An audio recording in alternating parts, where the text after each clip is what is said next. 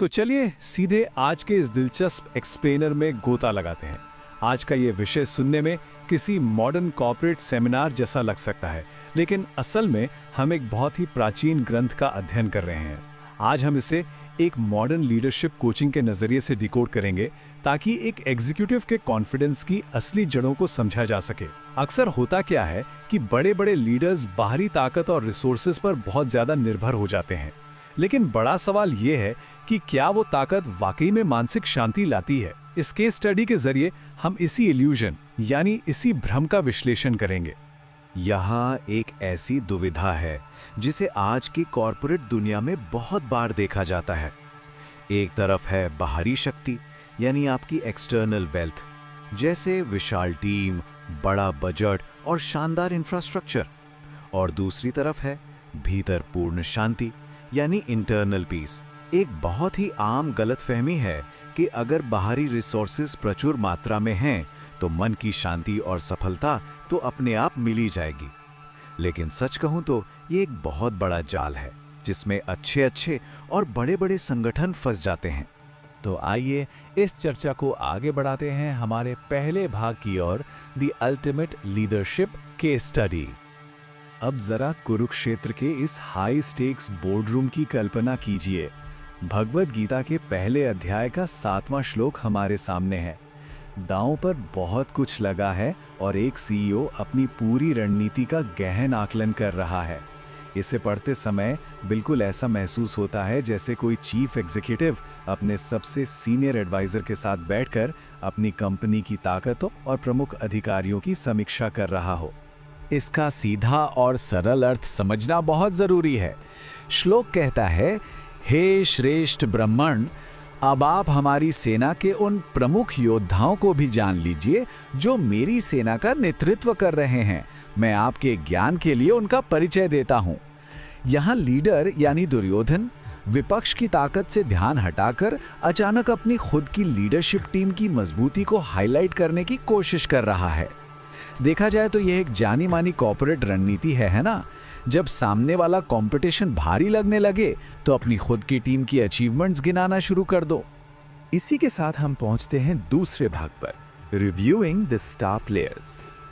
तो ये हैं वो स्टार टैलेंट जिन्हें कोई भी लीडर अपनी कंपनी में शामिल करने के लिए किसी भी हद तक जा सकता है। भीष्म, एक बेहद अनुभवी और दिग्गज लीडर।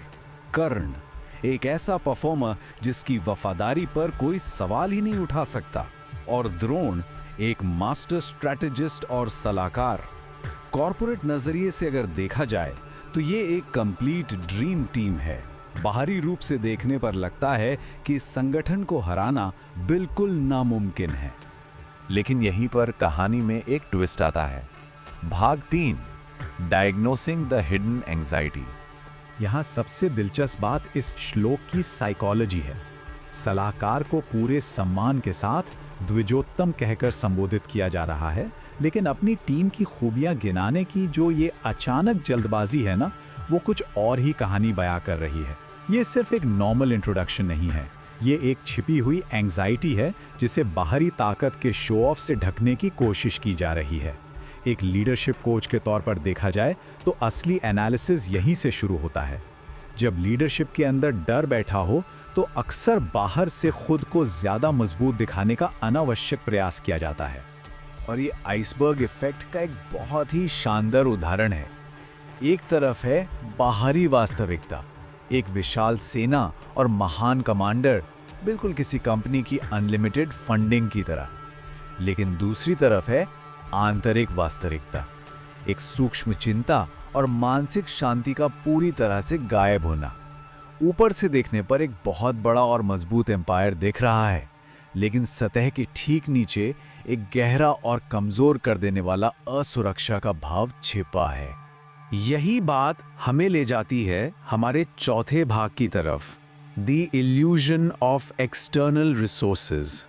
तो सवाल ये है कि इतने भारी भरकम रिसोर्सेज होने के बावजूद ये चिंता आ कहां से रही है? इसका मुख्य कारण है अधर्म। एक लीडरशिप के नजरिए से इसे एक ऐसी नींव के रूप में समझ सकते हैं जिसमें सच्चाई की कमी है या जिसका बेस ही अनैतिक है।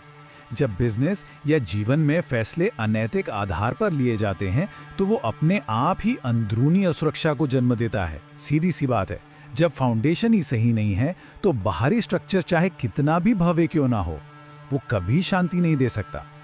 इससे ये साफ हो जाता है कि सिर्फ रिसोर्सेज और पावर कभी भी काफ़ी नहीं होते।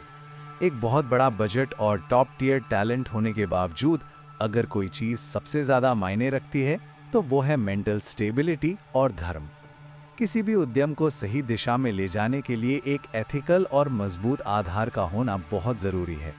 इसके बिना दुनिया की सबसे मजबूत दिखने वाली टीमें भी भीतर से बिल्कुल खोखली महसूस करती हैं। और अब हम आते हैं आज के आखिरी और सबसे ज़रूरी हिस्से पर, इंटीग्रिटी एज ट्रू स्ट्रेंथ। सच्ची शक्ति कैसे हासिल की जाए, इसके 3 बहुत ही स्पष्ट चरण हैं। ये एक ऐसा सबक है जो हर प्रोफेशनल लीडर के काम आ सकता है। पहला, अपने एक्शंस को पूरी तरह से सत्य और धर्म पर आधारित करना।